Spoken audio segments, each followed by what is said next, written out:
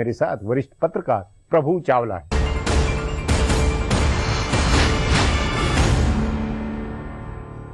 प्रभु जी, कांग्रेस के दिग्विजय सिंह, मणिशंकर अय्यर, जयराम रमेश जिस तरह आप पार्टी की तरफदारी कर रहे हैं और नरेंद्र मोदी के खिलाफ उनको आगे करने का बकायदा औपचारिक तौर पर जैसे बयान दे रहे हैं, उससे क्या लगता नहीं कि कांग्रेस नरेंद्र मोदी से लड़ने का आउटसोर्सिंग आपको कर रहे हैं? दिग्विजय सिंह, जयराम रमेश, मणिशंकर अय्यर कट्टर कांग्रेसी हैं जी, इंदिरावादी हैं, कभी कांग्रेस के छोड़ के नहीं गए। उनको वो प्रयोग कर रहे हैं, यूज कर रहे हैं केजरीवाल के नाम को लेकर के। उनको लगता है केजरीवाल उनके खिलाफ बोलता, उनके साथ अलायंस करके उसको सत्ता में ला करके दिल्ली में उसकी साक्षरता पे, क्रेडिबिलिटी पे उन्हें क्वेश्चन मार्क कर दिया।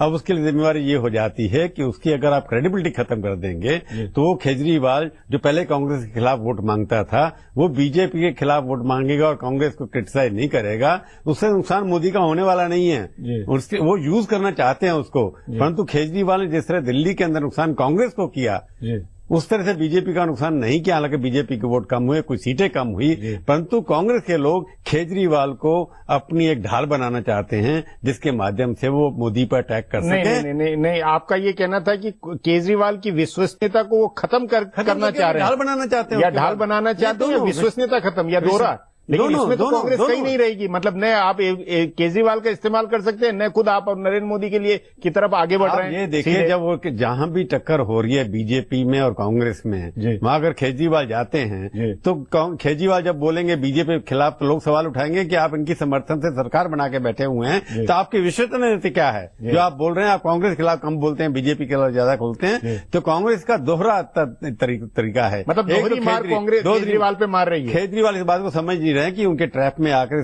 छोटी सी सत्ता के लिए, टेम्पररी सत्ता के लिए वो अपनी क्रेडिबिलिटी को खत्म कर रहे हैं, क्योंकि कांग्रेस के ऊपर उनका वार एकदम फीका पड़ जाएगा कांग्रेस बीजेपी के मुकाबले में, कि जहां भी टक्कर हो रही है सीटें कांग्रेस से बीजेपी छीनने की कोशिश करेगी, ना कि बीजेपी से कांग्रेस छीनने की कोशिश करेगी। इसलिए कांग्रेस की जगह लोग अब केजरीवाल को वोट नहीं देंगे, क्योंकि केजरीवाल कांग्रेस में जो फर्क था वो दिल्ली में सत्ता आने के बाद वो खत्म हो गया। नहीं, जैसे दिल्ली में हुआ, दिल्ली में भले कांग्रेस के वोट आपने खाए हो, लेकिन कुल मिला के भाजपा को तो रोका उसी तरह जैसे हरियाणा है। हरियाणा में कांग्रेस की सरकार है, उसके खिलाफ कांग्रेस अपनी एंटी इनकम्बेंसी में एक विकल्प केजरीवाल का पैदा करके बीजेपी को रोकेगी। ये नहीं लगता ये रणनीति? कांग्रेस अपने पैर में कुल्हाड़ी थोड़ा मारेगी। नहीं तो वो कुल्हाड़ी मारती है, यही तो 1 लाख टके का वही मैं कह रहा हूँ कि कांग्रेस की स्ट्रेटजी बड़ी क्लियर है कि बाकी स्टेट के, दिल्ली जो है अर्बन एरिया है जहां पर 2% बीजेपी के वोट कम हुए, मोदी का जादू दिल्ली में नहीं चला। मतलब लेकिन मैं दूसरी बात कह रहा हूँ, महानगरों में जैसे मुंबई ले लीजिए आप, या जैसे गाजियाबाद लीजिए या हरियाणा लीजिए, यहाँ फिर कांग्रेस किस तरह उसको आगे करेगी? मैं कह रहा हूँ दिल्ली का जो आप है, दिल्ली के, क्योंकि मोदी को ऐसा लगता था जैसे मोदी दिल्ली का चीफ मिनिस्टर बन रहा है। लोग चाहते थे कि दिल्ली का चीफ मिनिस्टर कौन बने, कि मोदी बन नहीं सकता था,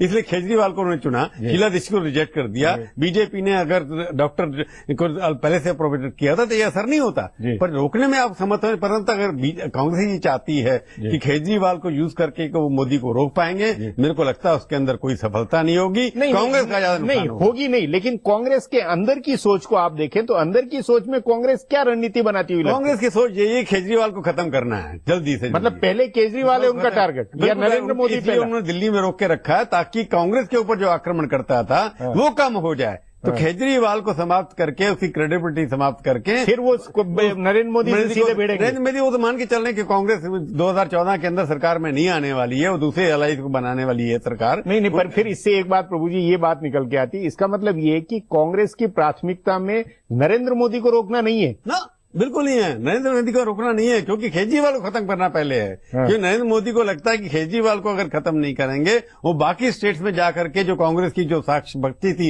100-150 आम आदमी की उसकी जो राजनीति थी, जो कांग्रेस को नुकसान पहुंचाने वाला था, वो अब सब कम पहुंचा पाएगा। तो अपने कांग्रेस के नुकसान को कम करने के लिए केजरीवाल को समर्थन दे रहे हैं, ना कि मोदी को रोकने के लिए, कि मोदी जहां भी लड़ेगा वहां पर वो उसका मुकाबला कांग्रेस से है, केजरीवाल से नहीं है। नहीं, लेकिन एक बात, मतलब ये पत्रकारों का सोचना है मणिशंकर अय्यर या जयराम जिस तलखी के साथ नरेंद्र मोदी के खिलाफ कैंपेन करते हुए या जो बोलते हुए कि नहीं उस किसी भी तरह नरेंद्र मोदी को रोकना है, उसके लिए कोई भी और उसमें अगर अरविंद केजरीवाल अगर आगे होता तो हमें बहुत अच्छा है और हम तो सपोर्ट करके ये करें। ये जो सोच ये जो बयान जो दे रहे हैं ये बिल्कुल झूठी दिल्ली के अंदर दिखावे के लिए। दिल्ली के अंदर जो वोटर लिस्ट आई थी जिसमें ओपिनियन पोल हुआ था उसके अंदर 50% लोग कहते थे कि केजरीवाल सीएम और मोदी पीएम।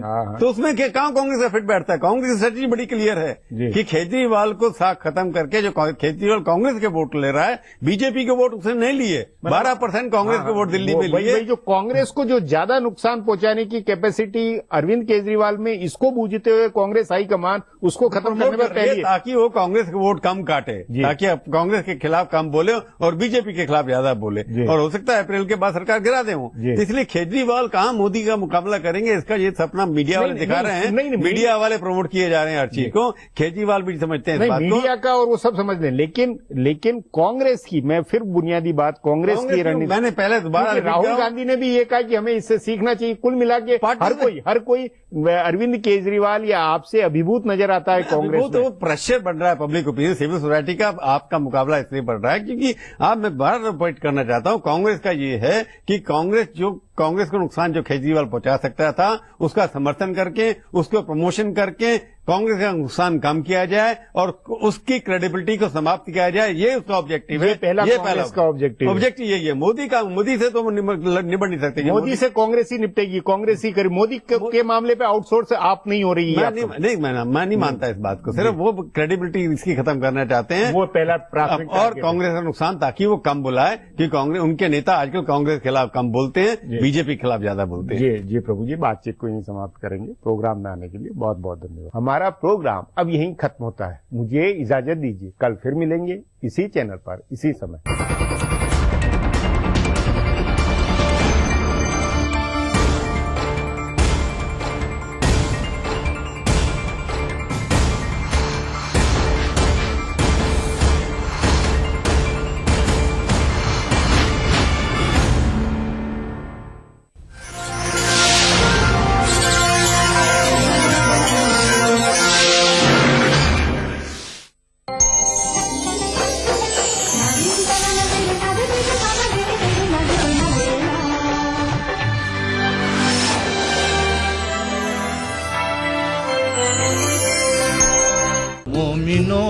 खुशियाँ मनाओ, आज है रोज़े खुशी, खुशी है आमद आमद की मुसलसल या रसूल अल्लाह। दुरूदों का चलन है आज पल पल या रसूल अल्लाह। हर सांस मेरी वक्त दुरूदो सलाम है, दुनिया वो आखिरत की सभी मुश्किलों का हल, आका की सिर्फ एक तवज्जो का नाम है। सुभान अल्लाह। कितने खुशबख्त हैं सरकार को पाने वाले, रोज़े पाक को आंखों में बसाने वाले। गुनगुनाऊं उम्र भर नाते रसूल, गुनगुनाऊं उम्र भर नाते रसूल, नाते रसूल। मैं लिखूं शामो सहर नाते रसूल। मिलादुन नबी के मौके पर देखिए खुसूसी प्रोग्राम नातिया मुशायरा बरोज मंगल दोपहर 3:30 बजे सिर्फ ETV उर्दू पर।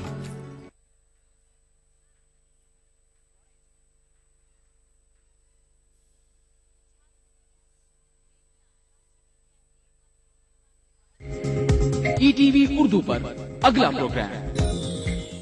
इस प्रोग्राम को पेश करने में ताउन कर रहे हैं Shri ultra red oxide, Bharat का एकमात्र जंग रोधक सीमेंट।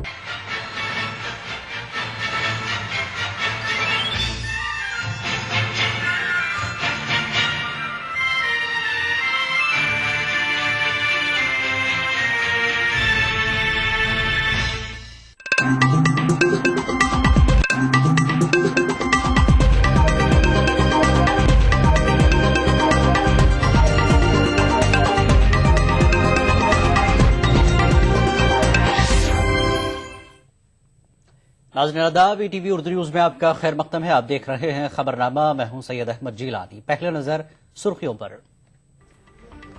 वज़ारत उज़्मा की उम्मीदवारी पर बोले राहुल, कहा पार्टी जो जिम्मेदारी देगी निभाऊंगा।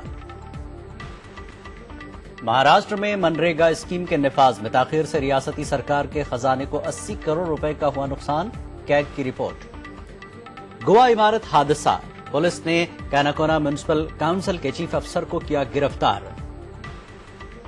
और रॉजर फेडरर और विक्टोरिया अजारेंका ऑस्ट्रेलियन ओपन के दूसरे दौर में दाखिल।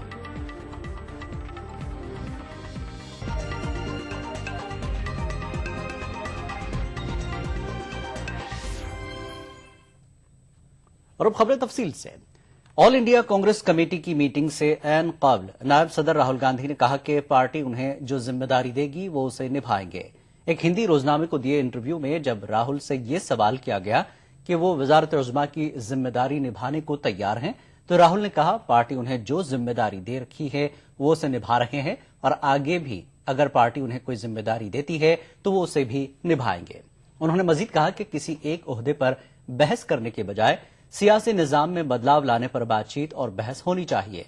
राहुल ने बीजेपी के वजारत उज़्मा के उम्मीदवार नरेंद्र मोदी की नुक्ताचीनी की। उन्होंने कहा कि इतना बड़ा मुल्क किसी एक आदमी के आइडिया से नहीं चल सकता। महाराष्ट्र में मनरेगा स्कीम के निफाज में हुई ताखीर और अखराजात में बेजाब्तगी के सबब सरकारी खजाने को 80 करोड़ रुपए से ज्यादा का नुकसान हुआ है। कैग की रिपोर्ट में यह इंकशाफ हुआ है। रिपोर्ट के मुताबिक ऐसे काम जो स्कीम के तहत नहीं आते उस पर 47 करोड़ रुपए खर्च किए गए। इसके साथ शुरू किए गए कामों में हुई ताखीर के सबब कई करोड़ रुपए का बार रियासती सरकार के खजाने पर पड़ा। कैग ने उजरत की अदायगी में बेजाब्तगी की बात कही है। गोवा इमारत हादसा मामले में पुलिस ने डिप्टी कलेक्टर को गिरफ्तार कर लिया है। पुलिस के मुताबिक इलाके के डिप्टी कलेक्टर प्रशांत शिरोडकर कैनाकोना म्युनिसिपल काउंसिल के चीफ अफसर का चार्ज भी संभाले हुए हैं। पुलिस के मुताबिक ऑक्यूपेंसी सर्टिफिकेट पर प्रशांत शिरोडकर ने ही दस्तखत किए हैं। इस सर्टिफिकेट पर 26 दिसंबर को दस्तखत किए गए थे। ख्याल रहे कि 4 जनवरी को जेर तामीर 5 मंजिला इमारत गिर गई थी जिसमें 27 अफराद हलाक हो गए थे। मुंबई पुणे हाईवे पर सतारा के करीब हुए हादसे में 8 अफराद हलाक जबकि 3 जख्मी हो गए। जख्मियों को नजदीकी अस्पताल में दाखिल करा दिया गया है। हादसे का शिकार जीप पुणे जा रही थी कि सतारा के नजदीक हाईवे पर लारी से टकरा गई।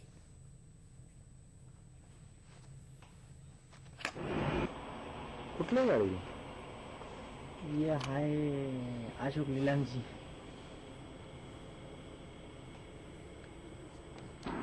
चप्पल और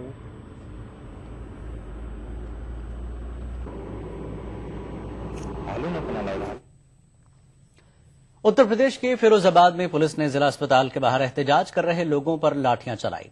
पुलिस ने खवातीन को भी नहीं बख्शा। ये लोग सड़क हादसे के मुतासरीन के लिए मुआवजे का मुतालबा कर रहे थे। दरअसल यहां हुए सड़क हादसे में 2 अफराद हलाक हो गए थे। मुजाहिरीन का इल्जाम है कि पुलिस सड़क हादसा केस में कोई कार्रवाई नहीं कर रही है।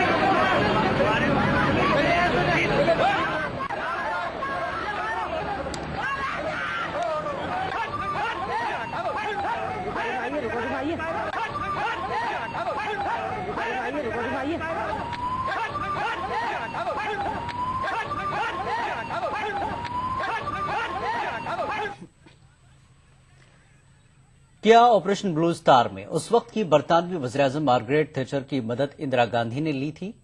इस दावे की सदाकत की जांच का काम बरतानवी वज़ीर-ए-आज़म डेविड कैमरन ने काबीना सेक्रेटरी के सुपुर्द किया है।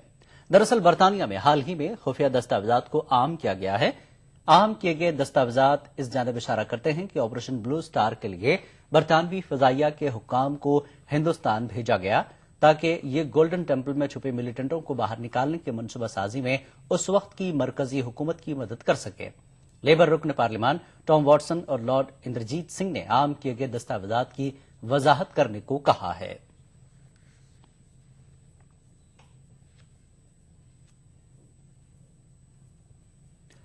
कौमी अक़लियती कमीशन के साबिक़ चेयरमैन तरलोचन सिंह के मुताबिक इस खबर से उस वक्त की मरकजी हुकूमत की नीयत सवालों के घेरे में है। इससे कंडेमेबल, इससे भारत सरकार की जो इंटेंशन थी वो इससे टोटल एक्सपोज हो चुकी है। ब्लू स्टार जिसको ये कहते हैं, द अटैक ऑन दरबार साहब golden temple Amritsar happened on 5 जून 1984 और जब ये हुआ था I was posted at that time in Rashtrapati Bhavan and सारा इंडिया जानता है कि president of India was not informed about the army action and it was been on the record and at that time Srimati Indira Gandhi, the then Prime Minister, issued many statements कि this was an abrupt decision, इसलिए कि हालात काबू से बाहर हो गए थे और टेररिस्ट एक्टिविटी बढ़ चुकी थी and they were had no option. But आज का लेटर 2 फरवरी का है। इट मीन कि गवर्नमेंट ऑफ इंडिया बहुत देर से ये प्लान अटैक की कर रही थी।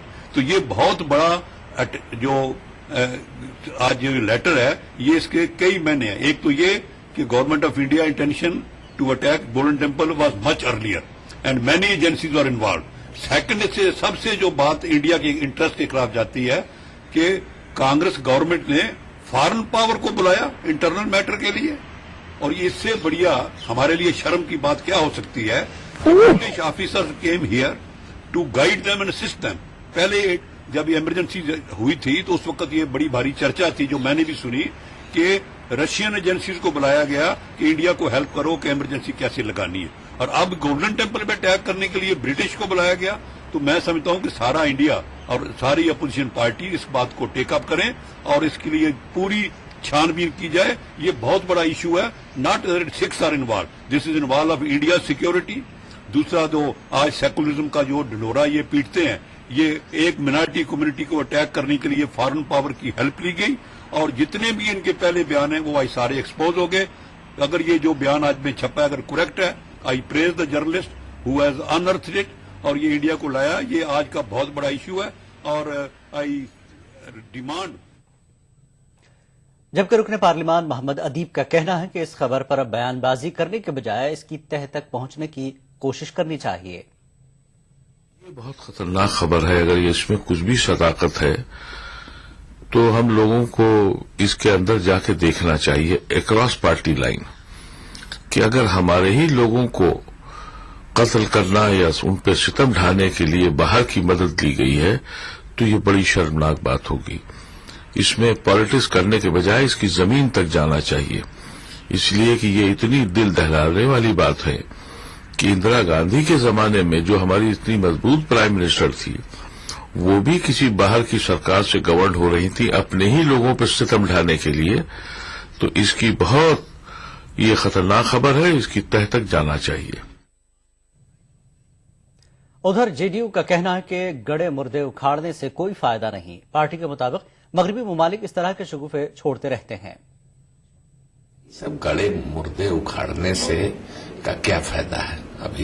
अभी उसकी कोई ये नहीं है। ये सब पश्चिमी देशों में इस तरह की सौंसेबाजी चलती रहती है। क्या हुआ क्या? अरे ब्लू स्टार किया तो उसका खमियाजा तो भुगता, तो हो गई, बात खत्म हो गई। अब उसको फिर से उस घाव को खुजलाने से क्या फायदा है? खबरनामा जारी रहेगा एक ब्रेक के बाद। नेशनल बॉल पेंटिंग के फाइनल मुकाबले में लकी, पप्पू और छुटकाऊ ने हिस्सा लिया। जहां लकी ने चौक मिट्टी, पप्पू ने पीओपी, वहीं छुटकाऊ ने जेके बॉल पुट्टी का बेस बनाया और कम पेंट का इस्तेमाल करते हुए दीवार को सबसे स्मूथ और खूबसूरत फिनिश दिया और ये प्रतियोगिता जीत। व्हाइट सीमेंट वाली JK wall putty is the best. सीलन से भी पपड़ी का कोई चांस नहीं होता, दीवारें बोल उठेंगी। ये मेरा छोटा सा डेयरी फार्म है। अभी कुछ दिनों पहले मेरे पास रोजगार बढ़ाने के लिए पैसे नहीं थे, धंधा बंद करने की नौबत थी।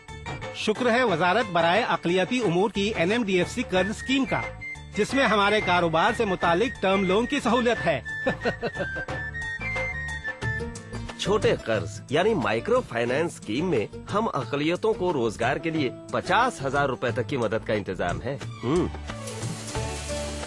ख़वातीन तरक्की स्कीम में हम अक़लियती औरतों को टेलरिंग, कटिंग और कशीदाकारी वगैरह की ट्रेनिंग मिली। एजुकेशन लोन स्कीम में कारोबारी और तकनीकी तालीमी कोर्सेज के लिए सभी अक़लियतों को माली मदद दी जा रही है। आप भी इसका फायदा उठाएं।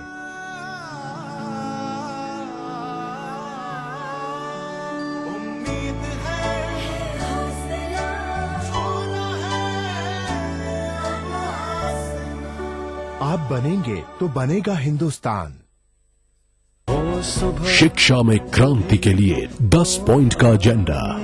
कैसे होगा एजुकेशन रेवोल्यूशन? प्रधानमंत्री को शिक्षा मंत्री से ये हर साल पूछना चाहिए कि हमारे बच्चे क्या सीख रहे हैं। एजुकेशन क्यों नहीं हर राज्य में इक्वल हो और इक्वल अपॉर्चुनिटीज हो? समझना थोड़ा मुश्किल है कि फॉरेन यूनिवर्सिटीज को हिंदुस्तान में इजाजत नहीं देते। प्राइमरी एजुकेशन उसको एफिशिएंट बनाए। ये समझने की कोशिश करिए कि जहाँ पे भी लोग फीस चार्ज कर रहे हैं और मुनाफा हो रहा है। परिवर्तन शुरू बेस प्रिंसिपल से करना पड़ेगा। वो एक काम है जो प्रधानमंत्री ही कर सकते हैं। जानिए कैसे बदलेगा Bharat. Change India, an agenda for the next prime minister. इन वक्त पर ETV उर्दू पर।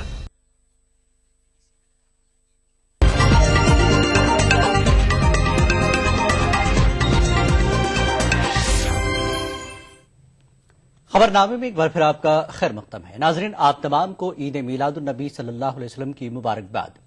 नाजरीन, आज 12 रबीउल अव्वल है और इस ज़मन में सारे मुल्क में जश्न मिलादुन नबी सल्लल्लाहु अलैहि वसल्लम पूरे अकीदत और एहतराम के साथ मनाया जा रहा है।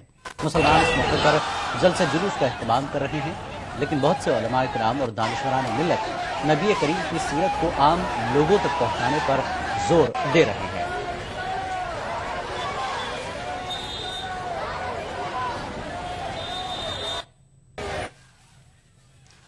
कैट यानी कॉमन एडमिशन टेस्ट के नतायज का ऐलान आज किया जाएगा। कैट के वेबसाइट पर नतायज आज से दस्तयाब होंगे। गुज़श्ता साल अक्टूबर नवंबर में हुए कैट के दाखिला इम्तिहान में 1 लाख से ज्यादा उम्मीदवारों ने हिस्सा लिया था। साबिक दाखिला सेक्रेटरी आर.के. सिंह ने वज़ीर दाखिला सुशील कुमार शिंदे पर अंडरवर्ल्ड डॉन दाऊद इब्राहिम के एक साथी को बचाने का इल्जाम आयद किया है। आर.के. सिंह का कहना है कि शिंदे ने दाऊद इब्राहिम से ताल्लुक रखने वाले मुंबई के एक बिजनेसमैन से पूछताछ करने से दिल्ली पुलिस को रोक दिया था। बीजेपी लीडर और साबिक दाखिला सेक्रेटरी आर.के. सिंह ने शिंदे के खिलाफ एक बयान देकर नई बहस छेड़ दी है। आर.के. सिंह ने शिंदे पर दाऊद इब्राहिम के एक साथी को बचाने का इल्जाम आयद किया। एक टीवी चैनल को इंटरव्यू देते हुए साबिक दाखिला सेक्रेटरी ने कहा कि दिल्ली पुलिस IPL बेटिंग तनाजे में एक बिजनेसमैन से पूछताछ करना चाहती थी, ताहम शिंदे ने रोक दिया था। आर.के. सिंह ने शिंदे के इस दावे की तौसीख की कि दाऊद इब्राहिम पाकिस्तान की सरजमीन पर मौजूद है, ताहम आर.के. सिंह ने शिंदे के इस बयान को मुस्तरद कर दिया कि FBI दाऊद की गिरफ्तारी में हिंदुस्तान की मदद करेगी। वहां पाकिस्तान तो कभी उसको ये तो अपने सॉइल पर किसी थर्ड पार्टी को ऑपरेट करने नहीं देगा और पाकिस्तान डिनाई करता है कि उसके सॉइल पर है, हालांकि हम लोग को जानकारी में है कि वो उसको सॉइल पर है और FBI आपकी मदद नहीं करेगा कि पाकिस्तान के सॉइल पर किसी ऑपरेशन में वो शरीक हो, ये FBI नहीं करने वाला है। दूसरी जानिब कांग्रेस लीडर सैफुद्दीन सोज ने आर.के. सिंह के बयानात को गैर जिम्मेदाराना करार दिया। सोज ने कहा कि आर.के. सिंह को सोच समझकर बयानात देना चाहिए और ये बहुत गलत बात है आर.के. सिंह के लिए कि अब वो इस तरह के बयान देने लगेंगे कि जैसे शिंदे जी से गलती हो गई है। उन्होंने सोच समझ के बोला होगा और देश के हित में बोला होगा। ये विश्वास की बातें हैं। आर.के. सिंह का विश्वास टूट गया है शिंदे जी से, अब वो बाकी बातें करने लगे हैं। और मैं उनको बताना चाहता हूं कि अगले पड़ाव में उनको अफसोस होगा। ये नहीं करना चाहिए। बीजेपी में गए, उनकी मर्जी है पॉलिटिक्स में, तो बीजेपी एक नेशनल पार्टी है, वो अच्छा है, उनका मिजाज उसमें आ गया, लेकिन बाकी बातें करने से अगले पड़ाव को उनको खुद डिफिकल्टी हो जाए। आर के सिंह जून सन 2011 से जून सन 2013 तक मरकजी वजारत दाखिला में सेक्रेटरी थे। मुलाजमत से रिटायर्ड होने के बाद सिंह ने गुज़िश्ता माह ही बीजेपी में शमूलियत इख्तियार की थी। हम आपको ये भी बता दें कि ये वही आर के सिंह हैं जिन्होंने 1990 में बिहार के समस्तीपुर में उस वक्त के वजीर आला लालू प्रसाद यादव की हिदायत पर बीजेपी लीडर एल के आडवाणी की रथ यात्रा रोकी थी और उन्हें गिरफ्तार किया था। Bureau report, ETV news. समाजी कारकुन अन्ना हजारे और अरविंद केजरीवाल के साबिक साथी किरण बेदी का कहना है कि आम आदमी पार्टी को वोट देने का मतलब कांग्रेस को वोट देना है। किरण बेदी का कहना है कि बदनवानी के खात्मे के लिए बीजेपी को वोट देना चाहिए। बेदी के इस बयान को अन्ना हजारे और अरविंद केजरीवाल ने अहमियत देने से इनकार किया है। किरण बेदी खुलकर बीजेपी की हिमायत में आगे आई हैं। किरण बेदी का कहना है कि आज मुल्क को मुस्तहकम क़यादत की जरूरत है और नरेंद्र मोदी ही मुल्क को मजबूत हुकूमत दे सकते हैं। किरण बेदी बीजेपी को वोट देने की वकालत कर रही हैं। समाजी कारकुन का कहना है कि आम आदमी पार्टी को भी वोट देने का मतलब कांग्रेस को वोट देने के मुतरादिफ होगा। अगर आप पार्टी को भी देंगे, जो भ्रष्टाचार के खिलाफ उसने आवाज उठाई, जब आप पार्टी को भी वोट देंगे, इसका मतलब कांग्रेस को पिछले दरवाजे से रास्ता खोल रहे हैं, क्योंकि वो पिछले रास्ते से दरवाजा लेके उन्होंने फिर से सरकार बना ली। इसका मतलब अगर हम आप पार्टी को भी देते हैं तो इसका मतलब कांग्रेस या वो उनकी सहायता करेगी या वो सहायता, क्योंकि ये कर चुकी है एक बारी दिल्ली में। किरण बेदी के इस बयान पर आम आदमी पार्टी के कन्वीनर और दिल्ली के वजीर आला अरविंद केजरीवाल ने अहमियत देने से इनकार किया है। लेकिन कांग्रेस जो कह रही हैं आप इस तरीके से कह रहे हैं, तो वो उनको कहने दीजिए। अब वो तो खुल के मोदी जी के समर्थन में आ गई है, तो वो पावर की सब्सिडी। समाजी रहनुमा अन्ना हजारे ने बेदी के बयान पर तबसरा करने से इनकार किया है।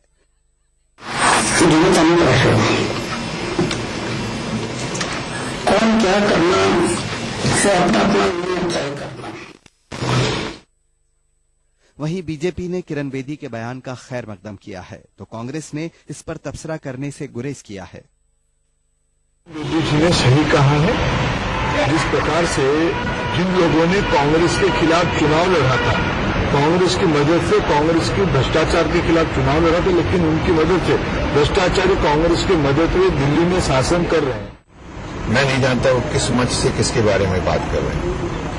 कभी वो किसी मंच पर बैठती हैं, कभी वो किसी मंच पर बैठती हैं, और इसलिए उनका सवाल और उनका जवाब उनके मंच के हिसाब से होता है, तो उन्हीं से पूछिए। काबिल गौर बात है कि आम आदमी पार्टी ने अपनी तश्कील के बाद किरण बेदी को शमूलियत की दावत दी थी, जिसे उन्होंने मुस्तरद कर दिया था। Bureau report, ETV news. आम आदमी पार्टी की रुकन और समाजी जहदकार मल्लिका साराभाई ने कुमार विश्वास की इमेज पर सवाल उठाया है। मल्लिका साराभाई का कहना है कि यूट्यूब पर कुमार विश्वास के मुतनाज़ा वीडियो हैं और इसके ताल्लुक से उन्होंने आम आदमी पार्टी से वजाहत तलब की।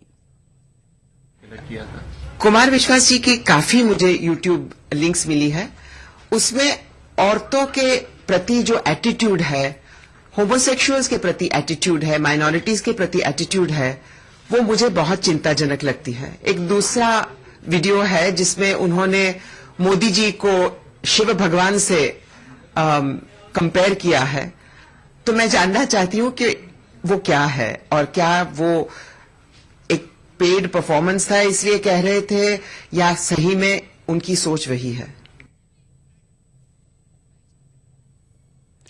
मुजफ्फरनगर फसाद का दाग धोने में अखिलेश सिंह यादव की टीम सरगर्म हो गई है।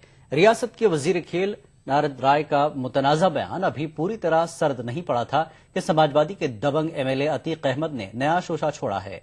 उनका दावा है कि रिलीफ कैंपों में फसाद मुतासरी नहीं बल्कि भीख मांगने वाले जमा हो गए हैं।